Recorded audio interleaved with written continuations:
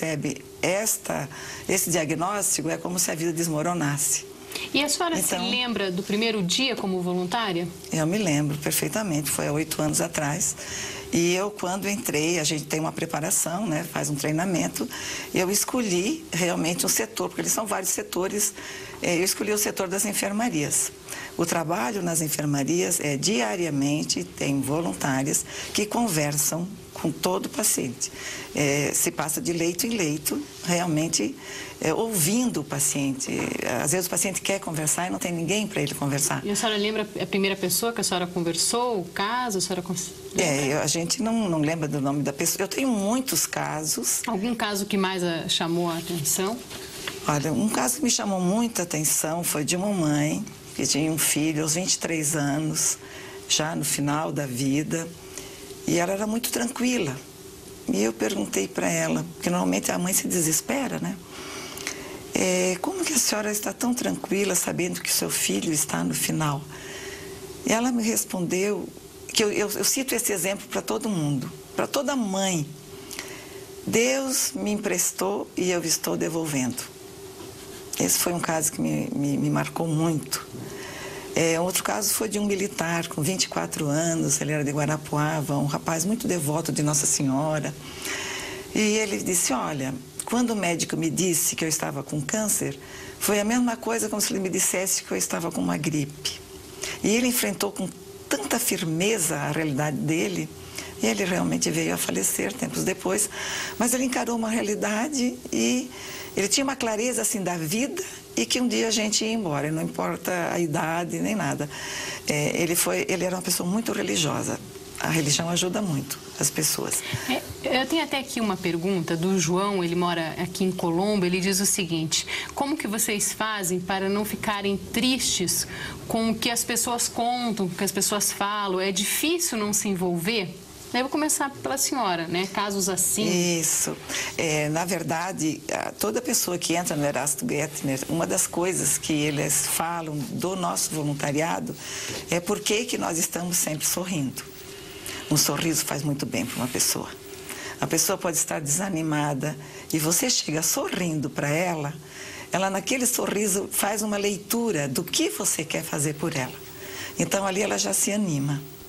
Então, nós temos que realmente esquecer qualquer coisa que a gente tenha, né? Estar perfeitamente estruturada do ponto de vista emocional para poder passar essa segurança para o paciente. Mas aí não volta para casa com aquela tristeza que viveu? Como é que faz para não deixar que isso também acabe abatendo a senhora no dia a dia? Isso.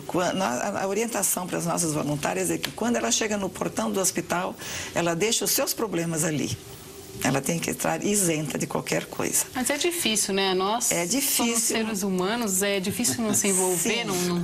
Não, mas não que a gente feche uma porta, abre outra e tudo bem. Mas ela tem um trabalho psicológico dela mesma que ela tem que se controlar. Eu não posso chegar no paciente chorando por causa de um problema meu. Então é melhor que naquele dia ela fique em casa. Não é para se refazer. Então, quando a gente diz que a pessoa deve deixar os seus problemas, é não levar os seus problemas particulares para dentro do hospital. E quando nem levar ela os sai do hospital para casa. Exatamente. Né? Quando ela sai, ela tem que deixar aquele problema ali. O máximo que ela faz chegando em casa é pedir a Deus que tenha misericórdia daquela pessoa que ela atendeu, que ela está com problema. Ela realmente continuar unida à pessoa espiritualmente. No dia seguinte, ela volta ao problema. Então, não é uma coisa simples, por isso que nós precisamos ter uma estrutura emocional muito grande para passar essa estrutura para o nosso paciente, porque ninguém dá o que não tem. Verdade. Com certeza. Rosalvo, como é que faz para separar? Para você separar, isso, vamos colocar até, talvez seja uma palavra, não sei se seria correta, mas é um dom de cada pessoa, de você poder saber que está fazendo a diferença na vida desse outro ser e, ao mesmo tempo, você vivenciando as dificuldades, os problemas, mas também sabendo dividir isso da tua vida com a vida dele. Por quê? Porque você está ali para ajudar. Você não está ali para absorver o problema dele e tentar reconciliar de alguma outra maneira. E quando você sair dali, quando você voltar para a tua casa, não que você vai esquecer, mas que você tenha esse discernimento, essa sabedoria de poder saber que você está ajudando.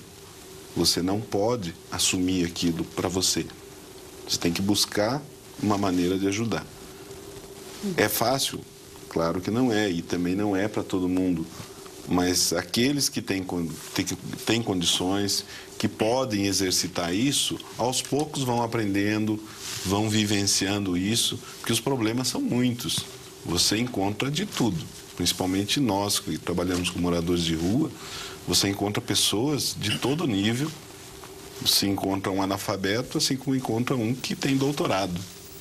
E qual o motivo que ele está na rua? E quando ele está na rua, ele perdeu a dignidade. A pessoa passa perto dele, sujo, normalmente alcoolizado, e ninguém quer nem saber. Quando você está na rua, você é mais um, você é aquele que está incomodando. E, no entanto, a hora que ele toma banho, que ele faz a barba, que ele se alimentou, que ele trocou de roupa, é um como qualquer um de nós. Só que cada um tem uma história, e essa história é uma história de vida. Muitos começaram na infância, outros começaram na adolescência, e outros também vieram a acontecer depois de adulto, depois de casado, de ter filhos, de uma série de coisas. Então, a história de cada um é a história de cada um. E você tem que saber ler isso, interpretar, ver o que você pode ajudar, mas, ao mesmo tempo, não absorver esse problema para você. Então, é um exercício diário, porque todo dia é uma história, todo dia é um novo dia. Uhum. A Neuza, você quer comentar alguma coisa? Não. A Neuza, dona de casa, ela mora em Mandirituba, ela diz assim: eu já pensei em fazer um serviço voluntário, mas fiquei com preguiça. Como vocês fazem para driblar a preguiça e conciliar o voluntariado com outros compromissos? Antes de responder essa, só completando, você falou que é um dom. Realmente é, porque cada vez que há um curso para admissão de voluntários, inicia 50 e termina em 10, porque a pessoa vai vendo que não tem condições, suporte emocional para fazer aquele trabalho. Então, ela vai buscar um outro trabalho voluntário, tem bastante. No CVV, trabalha-se os sentimentos. Nós trabalhamos só com sentimentos e todos os tipos de situações que ligam. Para isso, nós trabalhamos os sentimentos, não o problema. E quando eu atendo uma situação que, de repente, eu percebo que eu perdi aquela vida naquele momento, que eu não pude dar suporte ou ela estava a fim de terminar a vida aí, que eu sinto um peso, ao terminar meu plantão, eu converso com o voluntário, desabafo com o voluntário, sem citar o fato como é, mas o atendimento que me pesou em função do sigilo anonimato. Uhum.